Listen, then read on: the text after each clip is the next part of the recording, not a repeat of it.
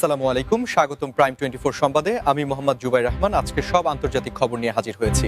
শুরুতেই জানিয়ে দিব সংবাদ শিরোনাম, তারপর বিস্তারিত। ভুল সিদ্ধান্তে ইউক্রেন হাহাকার, পুতিনের এক চালে শেষ। পালানোর পথ পাবে না যুক্তরাষ্ট্রের সেনারা। বাহরাইনে মার্কিন ঘাঁটি এখন ফাঁকা, যুদ্ধের শঙ্কায় রণতরী সরিয়ে নিল যুক্তরাষ্ট্র। পাকিস্তান আফগানিস্তান সীমান্তে হামলা পাল্টা হামলা। যুদ্ধবিরতির মধ্যেই গাজায় ইসরায়েলি হামলা, নিহত ৫। আপনি যদি ইসরায়েলের ধ্বংস চান এবং মুসলিমদের বিজয় চান, তাহলে ভিডিওটিতে একটি লাইক ও চ্যানেলটি সাবস্ক্রাইব করে যাবেন। আসসালামু আলাইকুম, স্বাগতম জানাচ্ছি প্রাইম 24 সংবাদে। আমি মোহাম্মদ জুবাইর রহমান। এতক্ষণ শুনছিলেন সংবাদ শিরোনাম, এবার বিস্তারিত। প্রথমেই নজর দেওয়া যাক পূর্ব ইউরোপের দিকে, যেখানে দীর্ঘমেয়াদী অস্থিরতা এবং কৌশলগত সমীকরণে এক নতুন মোড় এসেছে বলে আন্তর্জাতিক বিশ্লেষকরা মনে করছেন। বিশেষ করে যখন বলা হচ্ছে যে একটি ভুল সিদ্ধান্তে ইউক্রেনের বর্তমান পরিস্থিতি অত্যন্ত জটিল হয়ে উঠেছে এবং রুশ প্রেসিডেন্ট ভ্লাদিমির পুতিনের একটিমাত্র সুকৌশলী চালে যেন পুরো হিসাব নিকাশ বদলে গেছে। আপনারা যারা নিয়মিত আন্তর্জাতিক সংবাদের খোঁজ খবর রাখেন তারা নিশ্চয়ই জানেন যে বিগত কয়েক বছর ধরে এই অঞ্চলে যে ভূ রাজনৈতিক টানাপোড়েন চলছে তা শুধু দুটি দেশের মধ্যেই সীমাবদ্ধ নেই, বরং এটি পুরো বিশ্বের অর্থনীতি, কূটনীতি এবং সাপ্লাই চেইনের ওপর এক বিশাল প্রভাব ফেলেছে। সাম্প্রতিক কিছু কৌশলগত ভুল পদক্ষেপের কারণে ইউক্রেনীয় বাহিনী এবং তাদের মিত্রদের মধ্যে এক ধরনের হতাশা বা হাহাকার তৈরি হয়েছে বলে অনেক সামরিক বিশেষজ্ঞ মত প্রকাশ করেছেন। কারণ যুদ্ধের ময়দানে শুধুমাত্র অস্ত্র থাকলেই চলে না, বরং সঠিক সময়ে সঠিক সিদ্ধান্ত নেওয়াটা সবচেয়ে বেশি জরুরি। অন্যদিকে ভ্লাদিমির পুতিন অত্যন্ত ঠান্ডা মাথায় এমন কিছু ভূ রাজনৈতিক এবং সামরিক পদক্ষেপ গ্রহণ করেছেন যা পশ্চিমা বিশ্বকে নতুন করে ভাবতে বাধ্য করছে, এবং ইউরোপের দেশগুলো যারা এতদিন ইউক্রেনকে নিঃশর্ত সমর্থন দিয়ে আসছিল তারাও এখন নিজেদের অভ্যন্তরীণ অর্থনীতি এবং জ্বালানি সংকট নিয়ে বেশি চিন্তিত হয়ে পড়েছে। পুতিনের এই মাস্টার স্ট্রোক বা একচালের কারণে ইউক্রেনের লজিস্টিক সাপ্লাই এবং ভবিষ্যৎ রণকৌশল চরমভাবে বাধাগ্রস্ত হচ্ছে, যার ফলে তাদের সাধারণ নাগরিক এবং সেনাবাহিনীর মধ্যে এক ধরনের অনিশ্চয়তা দেখা দিয়েছে। যুদ্ধের এই পর্যায়ে এসে শীতকালের প্রকোপ, অবকাঠামোগত ক্ষতিশক্তি এবং আন্তর্জাতিক মিত্রদের দিক থেকে সহায়তার ধীরগতি সব মিলিয়ে ইউক্রেনের জন্য পরিস্থিতি একটি খাদের কিনারায় এসে দাঁড়িয়েছে, যেখানে পুতিনের কৌশলগত নীরবতা এবং আকস্মিক আক্রমণাত্মক ভঙ্গি পুরো দৃশ্যপটকে নিজের অনুকূলে নিয়ে এসেছে। এই পরিস্থিতি আমাদের আরও একবার মনে করিয়ে দেয় যে আন্তর্জাতিক রাজনীতিতে আবেগ বা শুধু মিত্রদের আশ্বাসের ওপর ভিত্তি করে কোনো বড় পদক্ষেপ নেওয়া কতটা ঝুঁকিপূর্ণ হতে পারে।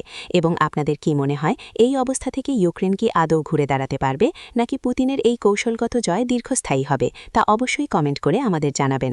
আর এই ধরনের গভীর বিশ্লেষণী খবর নিয়মিত পেতে আমাদের চ্যানেলটি সাবস্ক্রাইব করে ভিডিওটিতে একটি লাইক দিয়ে আমাদের সাথেই থাকুন, কারণ আপনাদের একটি লাইক আমাদের আরও তথ্যবহুল কন্টেন্ট তৈরি করতে উৎসাহিত করে। এদিকে মধ্যপ্রাচ্য ও অন্যান্য বৈশ্বিক অঞ্চলে অবস্থানরত মার্কিন সেনাদের বর্তমান পরিস্থিতি নিয়ে বেশ চাঞ্চল্যকর এবং উদ্বেগজনক তথ্য উঠে আসছে, যেখানে সামরিক বিশ্লেষকরা দাবি করছেন যে উদ্ভূত পরিস্থিতিতে পালানোর পথ পর্যন্ত পাবে না যুক্তরাষ্ট্রের সেনারা। এই বিষয়টি বুঝতে হলে আমাদের একটু পেছনের দিকে তাকাতে হবে এবং বিশ্বজুড়ে মার্কিন সামরিক ঘাঁটির বিস্তৃতি ও বর্তমান ভূ রাজনৈতিক শত্রুতার মাত্রা বিশ্লেষণ করতে হবে। আপনারা জানেন যে বিশ্বজুড়ে আধিপত্য বজায় রাখতে যুক্তরাষ্ট্র বিভিন্ন দেশে তাদের সেনা মোতায়েন করে রেখেছে, কিন্তু সাম্প্রতিক সময়ে মধ্যপ্রাচ্য, এশিয়া প্যাসিফিক এবং অন্যান্য স্পর্শকাতর অঞ্চলে স্থানীয় শক্তিগুলোর উত্থান এবং উন্নত প্রযুক্তির ড্রোন ও মিসাইল হামলার কারণে মার্কিন সেনারা এক নজিরবিহীন ঝুঁকির মুখে পড়েছে। এমন একটি অবস্থা তৈরি হয়েছে যেখানে চতুর্দিক থেকে আসা অনাকাঙ্ক্ষিত আক্রমণ এবং স্থানীয় জনরোষের কারণে মার্কিন সামরিক ঘাঁটিগুলো যেন এক একটি অবরুদ্ধ দুর্গে পরিণত হয়েছে, যেখান থেকে হঠাৎ করে সৈন্য প্রত্যাহার করা বা নিরাপদ আশ্রয়ে সরে যাওয়াটা প্রায় অসম্ভব হয়ে দাঁড়িয়েছে। বিশেষ করে যখন কোনো অঞ্চলে বহুমুখী শক্তির প্রক্সি বা ছায়াযুদ্ধ চলতে থাকে, তখন সেখানে অবস্থানরত বিদেশি সৈন্যদের জন্য লজিস্টিক সাপোর্ট পৌঁছনো এবং ইমার্জেন্সি ইভ্যাকুয়েশন বা জরুরি ভিত্তিতে সেনা সরিয়ে নেওয়া অত্যন্ত কঠিন একটি কাজ হয়ে দাঁড়ায়। আমরা যদি ইতিহাসের দিকে তাকাই তবে দেখতে পাব যে অতীতেও যখন পরাশক্তিগুলো এ ধরনের অবরুদ্ধ পরিস্থিতিতে পড়েছে তখন তাদের ব্যাপক ক্ষয়ক্ষতির সম্মুখীন হতে হয়েছে। আর বর্তমানের আধুনিক রণকৌশলে যেখানে রাডার ফাঁকি দিয়ে হাইপারসনিক মিসাইল বা আনম্যান্ড এরিয়াল ভেহিকেল বা ইউএভি দিয়ে নিখুঁত হামলা চালানো সম্ভব, সেখানে মার্কিন সেনাদের জন্য এই পরিস্থিতি আক্ষরিক অর্থেই একটি ফাঁদের মতো। অন্যদিকে সাগরপথেও চলছে এক বিশাল কৌশলগত পরিবর্তন, বিশেষ করে বাহরাইনে মার্কিন নৌঘাঁটি এবং তাদের রণতরীগুলোর আকস্মিক স্থানান্তরের ঘটনাটি পুরো বিশ্বের নজর কেড়েছে। কারণ যুদ্ধের শঙ্কায় বাহরাইনের মতো একটি গুরুত্বপূর্ণ ঘাঁটি ফাঁকা করে রণতরী সরিয়ে নেওয়ার সিদ্ধান্ত যুক্তরাষ্ট্রের একটি বড় ধরনের ডিফেন্সিভ বা প্রতিরক্ষামূলক কৌশল হিসাবে দেখা হচ্ছে। মধ্যপ্রাচ্যের মানচিত্রে বাহরাইনের অবস্থান অত্যন্ত কৌশলগত, কারণ পারস্য উপসাগর এবং হরমুজ প্রণালীর মতো বিশ্বের অন্যতম ব্যস্ত ও গুরুত্বপূর্ণ তেল সরবরাহকারী সমুদ্রপথের খুব কাছেই এর অবস্থান। আর এখানেই রয়েছে মার্কিন যুক্তরাষ্ট্রের নৌবাহিনীর বিখ্যাত ফিফথ ফ্লিট বা পঞ্চম নৌবহরের সদর দপ্তর। দীর্ঘদিন ধরে এই ঘাঁটিটি এই অঞ্চলে মার্কিন আধিপত্য এবং মিত্র দেশগুলোর নিরাপত্তার এক বিশাল প্রতীক হিসেবে কাজ করে আসছিল। কিন্তু সাম্প্রতিক সময়ে পুরো অঞ্চলে যে চরম উত্তেজনাকর পরিস্থিতি তৈরি হয়েছে এবং যে কোনো মুহূর্তে একটি বড় ধরনের আঞ্চলিক সংঘাত বা যুদ্ধের যে শঙ্কা দেখা দিয়েছে, তার জের ধরেই যুক্তরাষ্ট্র তাদের মূল্যবান নৌসম্পদ এবং রণতরীগুলোকে নিরাপদ দূরত্বে সরিয়ে নেওয়ার এই নজিরবিহীন সিদ্ধান্ত নিয়েছে।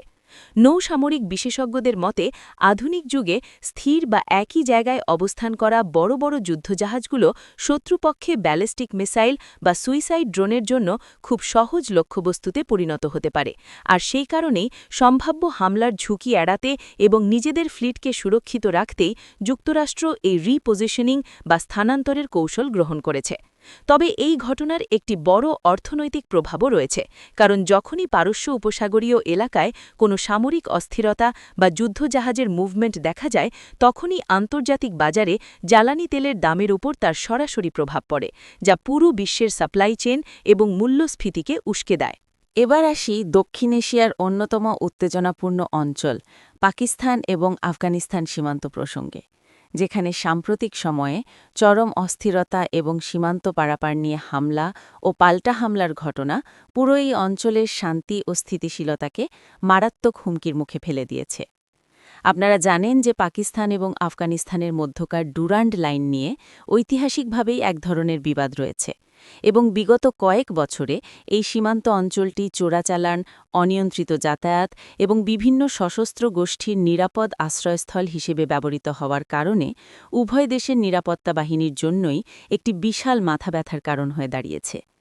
সাম্প্রতিক দিনগুলোতে এই সীমান্তে যে হামলা এবং পাল্টা হামলার ঘটনাগুলো ঘটেছে, তা শুধু সামরিক বাহিনীর মধ্যেই সীমাবদ্ধ নেই, বরং এর সরাসরি ভুক্তভোগী হচ্ছেন দুই দেশের সাধারণ নাগরিক, যারা মূলত সীমান্ত বাণিজ্যের ওপর নির্ভর করে তাদের জীবিকা নির্বাহ করে থাকেন।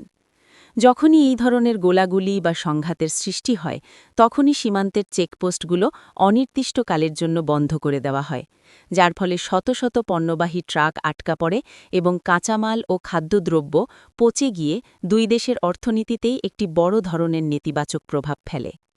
আফগানিস্তানের বর্তমান প্রশাসন এবং পাকিস্তানের সরকারের মধ্যে এই সীমান্ত নিয়ন্ত্রণ নিয়ে যে কূটনৈতিক অচলাবস্থা চলছে, তা নিরসনে একাধিকবার আলোচনার উদ্যোগ নেওয়া হলেও তা বারবার ব্যর্থ হয়েছে, কারণ উভয় পক্ষই একে অপরের বিরুদ্ধে সীমান্ত সুরক্ষা লঙ্ঘন এবং অভ্যন্তরীণ বিষয়ে হস্তক্ষেপের অভিযোগ এনেছে।